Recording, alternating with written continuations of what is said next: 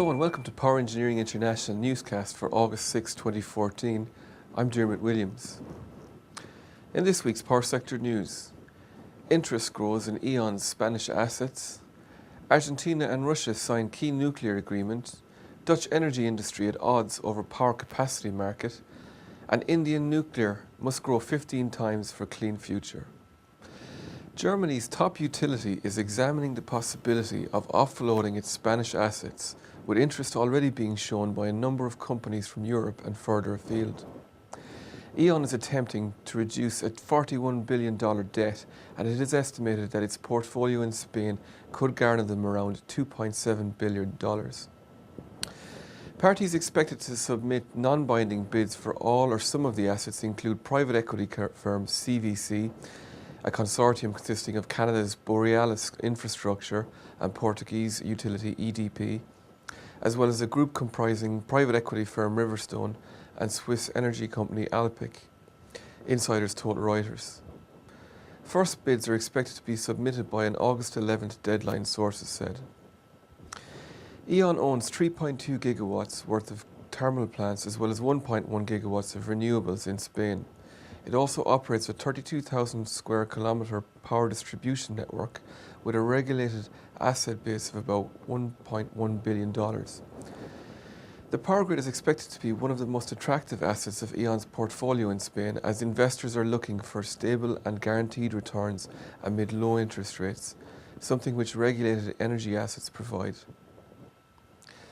During his recent visit to Argentina, Russian President Vladimir Putin signed important agreements to produce nuclear power in the South American country, a move being seen as an attempt to gain influence in the region. The Russian Atomic Energy Corporation, Rosatom, will take part in the construction of new units for the Atucha 3 complex, according to the Associated Press. The Argentinian government plans to reduce its dependence on fossil fuels by using more nuclear power in electricity production. Argentina has large shale oil and gas deposits, but few companies are exploring them because of the government's interventionist policies. The energy industry in the Netherlands is debating whether or not to introduce a capacity market. Platts reports that the industry is attempting to respond to the poor power plant economics that has seen a persistent shutting of gas-fired power capacity in recent years. Whilst Germany's RWE, which owns Essent, is in favour of capacity markets, Dutch utility Delta is still considering the matter, while Vattenfall-owned Nuon is firmly against. Utilities mothballed nearly 4 gigawatts of Dutch gas-fired capacity since 2012, with RWE involved in 2.5 gigawatts of those closures. However, supply margins remain robust, with a number of new coal-fired power stations either having just come online or due to do so in the coming months, and strong importation capacity from Germany. Increasing imports of German renewables in particular make the Dutch system vulnerable to the loss of gas-fired capacity, according to Delta, with their company spokeswoman Miriam van Zuylen saying, "If there isn't enough supply from Germany and we close our own plants, there will be a problem for industry, as we will not have enough baseload power."